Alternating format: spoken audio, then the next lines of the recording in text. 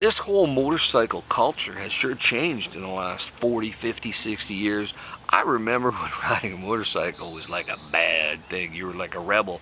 Now, the people that run into the Harley Davidson dealerships, they're all yuppie dentists that can afford to drop 25,000 bucks on the bike they want. I've been a vagabond drifter.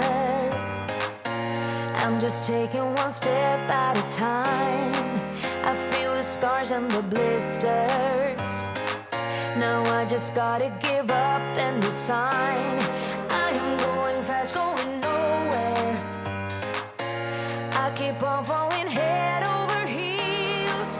Just turn around and start over. Well, hello tubers.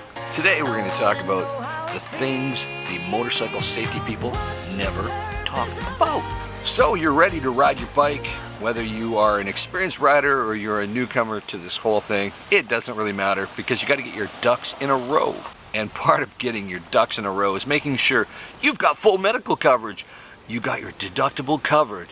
Everything is in place for the inevitable or even the possible. Because let's face it, I'm in British Columbia right now, and according to recent data, and I actually worked for the BC Coroner Service that actually conducted all this data stuff. Last I checked, it was around 27 times per mile higher probability of dying on that damn motorcycle than if you're in a car, mile for mile. But of course, you actually can play with the odds a bit in your favor by doing a few simple things.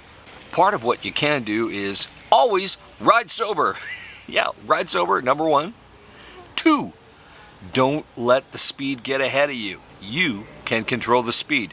If you control the speed, you control some of those odds. Nobody says you actually have to die or even get injured if you play the odds in your favor. It's kind of like a poker game. Yes, it is. It's a real life poker game where the stakes are high. So why not maximize your odds so the house doesn't always win? When I'm talking about the house, you could be hitting the house if you drive off the road. So don't let that happen. Never hit other things. Because if it's a one vehicle accident, meaning you on the bike, well, who's to blame for that? You. So now that you've figured out that you can afford your medical insurance and your deductible, it's time for you to hit the road.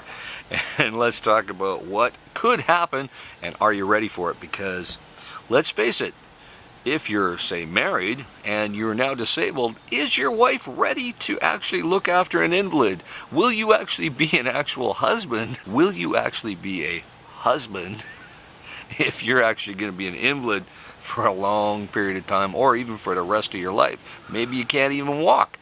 You gotta have this conversation with yourself. So you have to have this conversation with your own mind to say, hey, am I ready for the possibility of what could happen? Because nobody jumps on a bike and says, yeah, today's the day I'm going to wind up in a wheelchair, or today's the day I'm going to die. Nobody actually says that to themselves. So aside from what I just mentioned about tipping the odds in your favor, you can control when you ride, meaning nice favorable conditions. I actually picked up the bike in Vancouver today, brought it back out here to the hinterland to enjoy. And I did it because it was a beautiful day. If it was a rainy, miserable day where the traction on the bike wouldn't have been favorable and it would have been dark and stormy, where visibility would have been an issue, I probably would not have picked up the bike and driven.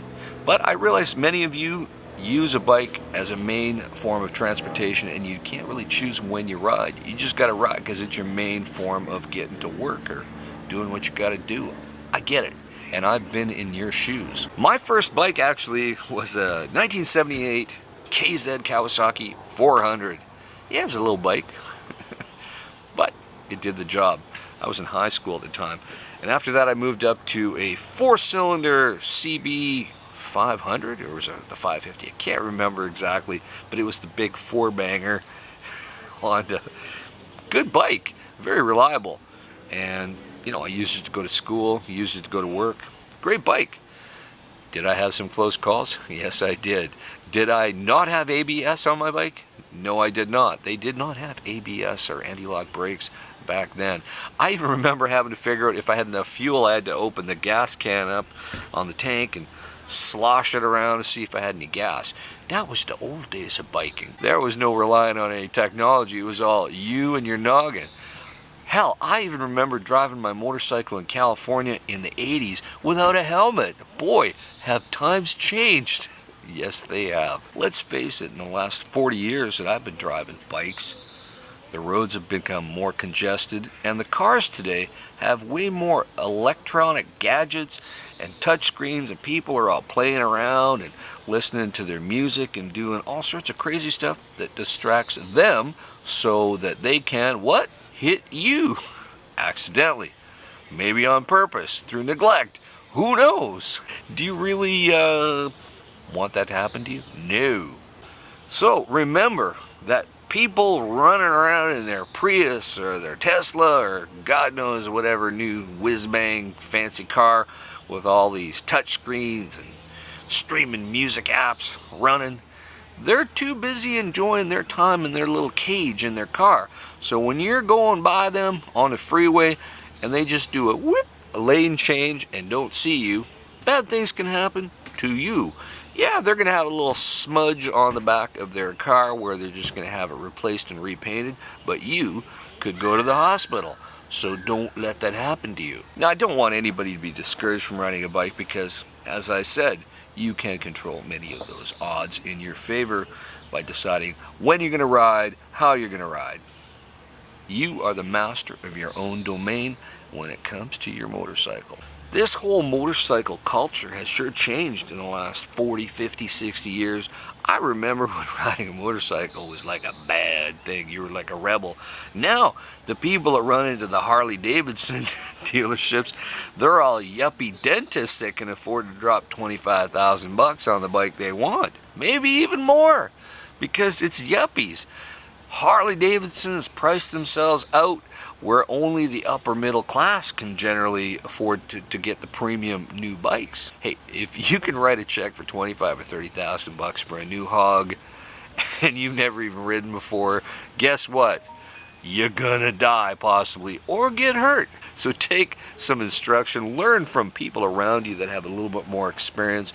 They're gonna set your mind at ease and give you some good advice about how to properly ride. And don't be afraid to enroll in a proper motorcycle instruction school that has some credentials with some really good instructors. Don't just sign up for any old company. Make sure the instructors are well qualified and they know what they're talking about. Not just some other kid who bought a bike who got hired the following year to teach others to ride. No, nothing counts more than experience from riders that have been there, done that for a long period of time. There's no substitute for experience on a motorcycle. It's like sailing, it's like playing guitar, it's like anything else. Experience matters. And if you are one of these brand new yuppies that just bought a brand new sport bike or a new Harley and you've never hardly ridden before, take her easy, take her slow. Don't be trying to impress your girlfriend, your wife, or Instagram or YouTube. Just forget about that stuff. Put your cell phone in your pocket. Don't be doing stupid things.